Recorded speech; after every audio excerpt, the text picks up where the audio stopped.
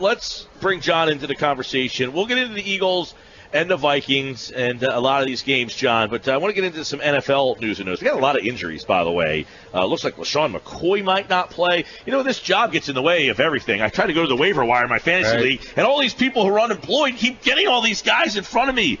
Come on. Eddie Lacy to the IR. I'm paying attention to that. But, John, I want to go over this investigation with Josh Brown. The NFL has reopened the investigation into allegations of domestic abuse. They've mishandled this thing, I believe, from the get-go. And now they let him come back, and now they got to reopen it. I mean, they look really bad here, don't they? Well, they always do.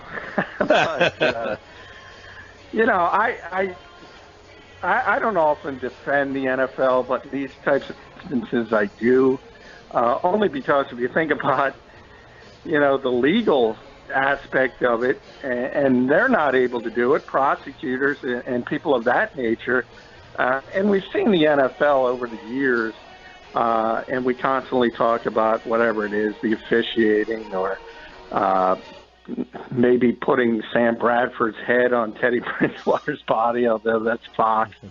But you get the point. I mean, to expect an entertainment organization to handle these things that are really legal aspects more than anything else in a tidy fashion, I think it's asking too much. I really do. And I think people who look to the NFL to be sort of a moral compass for some bizarre reason because of the popularity of the sport, you have to stop that. It's no different than any other business and certainly any other business that at its core is an entertainment business. It's no different. So I in a lot of ways, I think it's unfair to the standards they're held up to a lot of times. Right, and the NFL didn't really have smoking gun evidence to really suggest that what came out. Right, I mean, you're right. Hindsight makes you look really foolish. It makes you look like, well, did you not go deeper into this? Like, okay, it comes out, all these heinous things, that how he treated his wife, what he said to her, that he basically was violent with her multiple times, mental anguish. Did they not, like, how did that come out now? But did they not investigate and talk to him and get any of this? Like, that is what's weird to me. Like, this comes out now and not before he got suspended. Yeah, and again, and what I say is we'll look at the prosecution, the prosecutors, and why isn't Josh Brown in jail? Maybe that's the bigger question, and maybe should people be more upset at that aspect of it? Because once you're in a private organization and you deal with accusations and nothing comes of it from a legal standpoint, well, you can stand on your soapbox and your high horse all you want and say, that's a bad person, he shouldn't play in our league. Then there's legal ramifications. He can sue you. I mean, there's no the NFL can't win in these types of situations. And it's not often I feel sorry for him, but in these types of instances, I do a little bit because people are unrealistic. Same thing with Greg Hardy, if you think about it. His case was dismissed because he paid off the witness, which is it's heinous, and we all know it's heinous. But from a legal standpoint, there's not much you can do to him. If the accuser accepts the money and goes away, and again, I think to hold the NFL up to a higher standard than the prosecutors in any particular state is kind of comical. All right, so do the Giants need to step in here and do something? Yeah, I mean, I think from the Giants' standpoint, I think they should release him and move on. And that's a different type of story. That's an individual brand, and he's hurt their brand, and they can look at it that way and say, look, this guy's bad for our business. We don't want him to be part of our organization. I think from an individual team standpoint, that's something they should have probably done in the past, and that's different from the league as a whole. Because the league as a whole has many other issues if you try to ban a player who technically isn't in any legal problem. But from a singular organization standpoint, they have a lot of arguments to say hey, he might be the best kicker we have, and we can't get a better one. But we got to look at this from a large frame and a larger aspect and say we got to move on from this guy.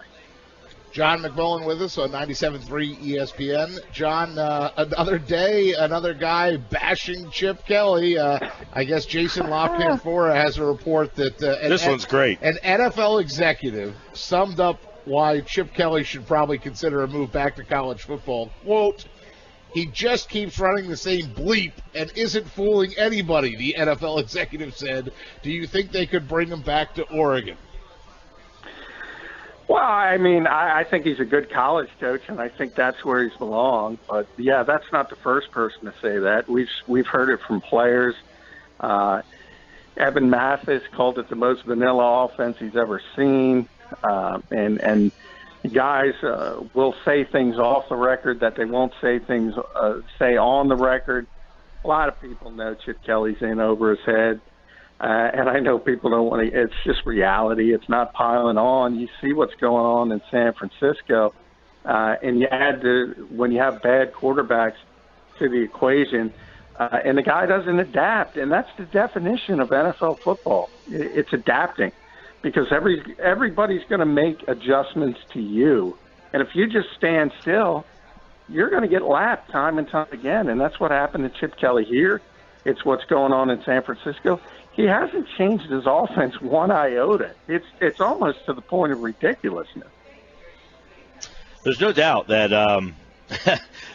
the word is out there, guys, right, Pete? I mean, you were laughing when I showed you the quote. It was just flashed on the TV here. You know, an anonymous NFL executive said he's running the same bleep. And the funny part that I felt was that this was from Jason LaCanfora at CBS Sports.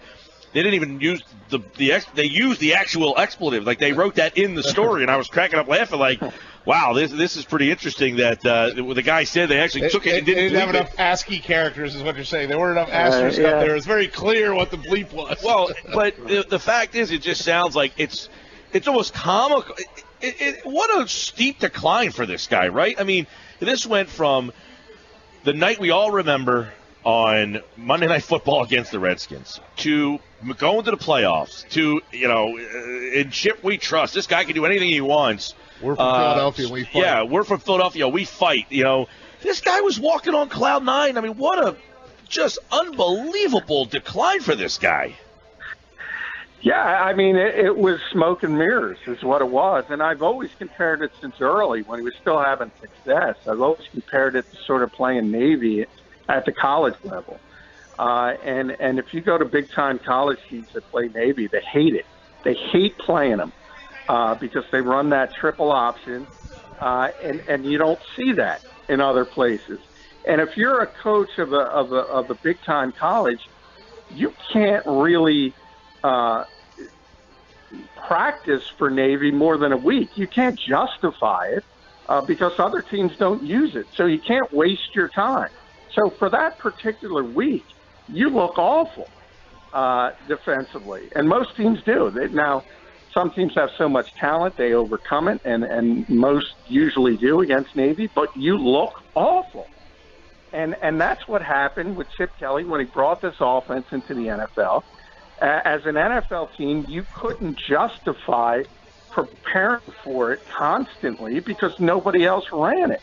So he had some success early.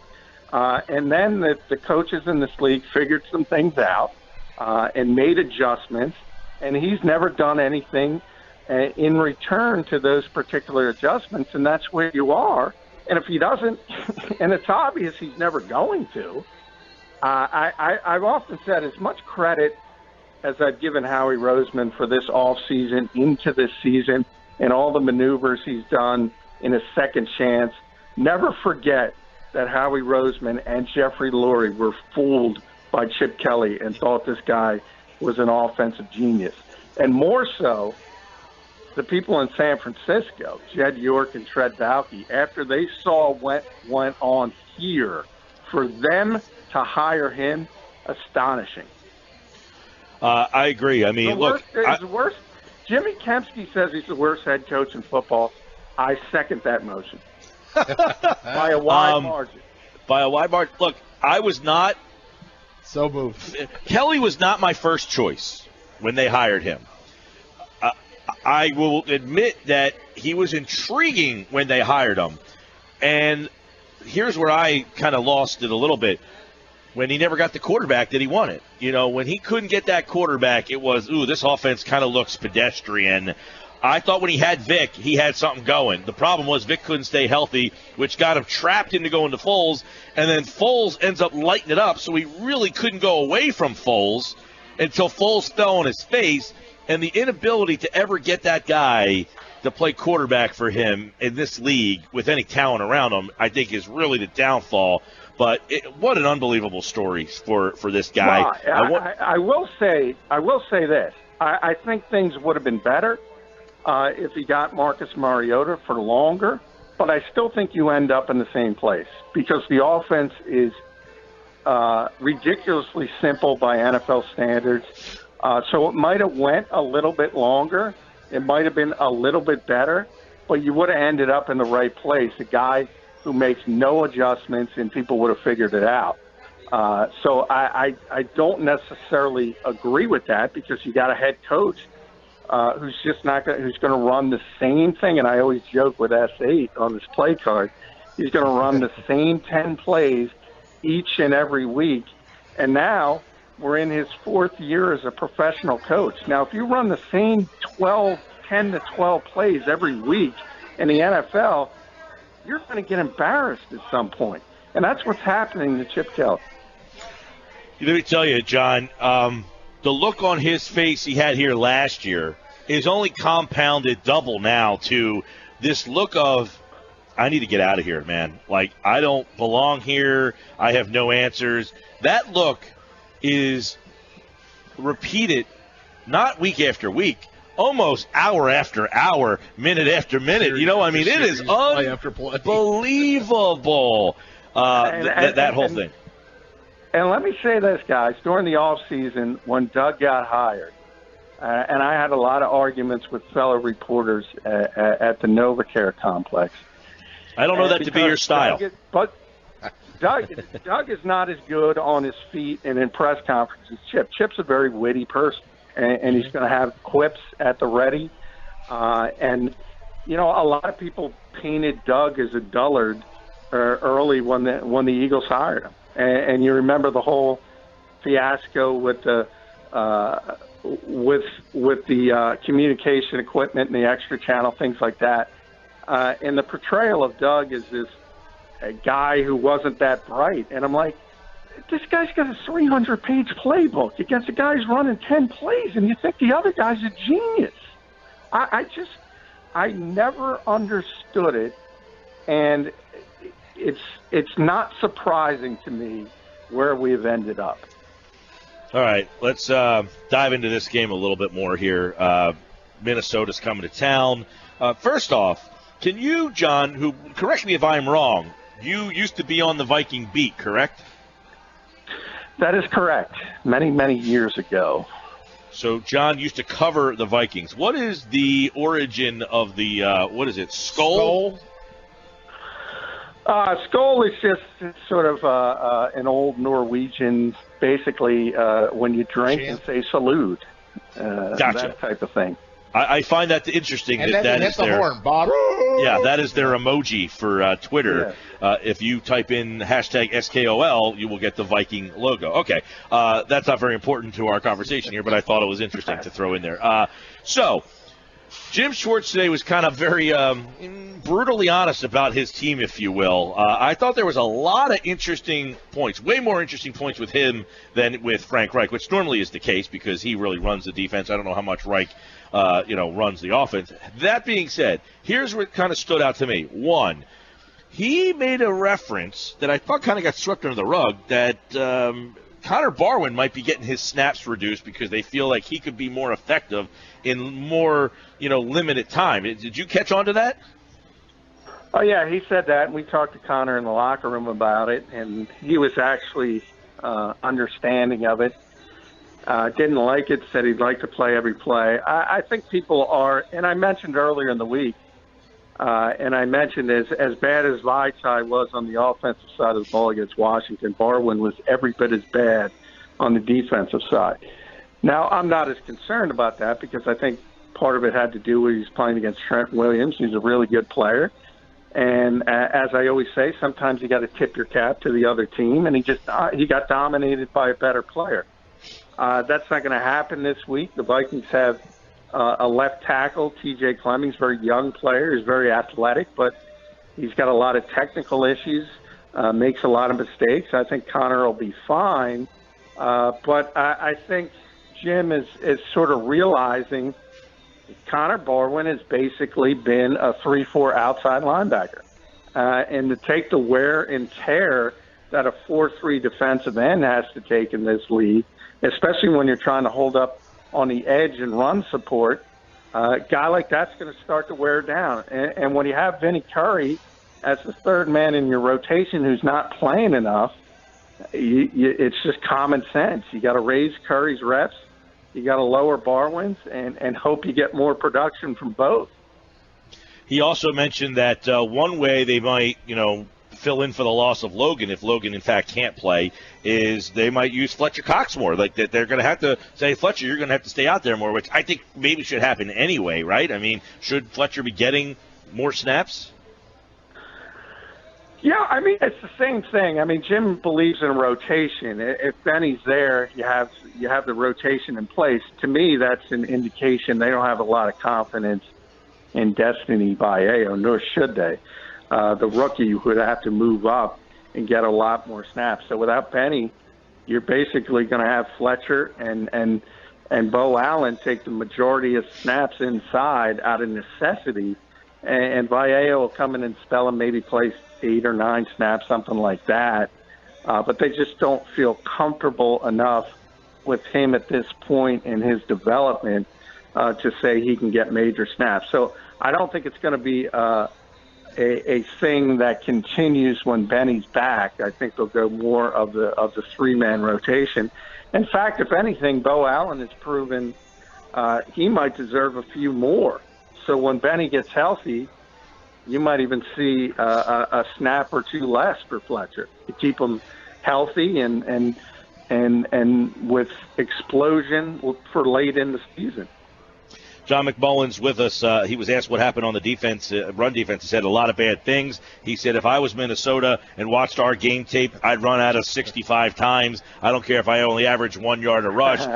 So he laid into his defense a little bit, but more particularly the linebackers. He said, just not tackling well, not getting off blocks, and he did admit that they are going to be very key in this game on Sunday.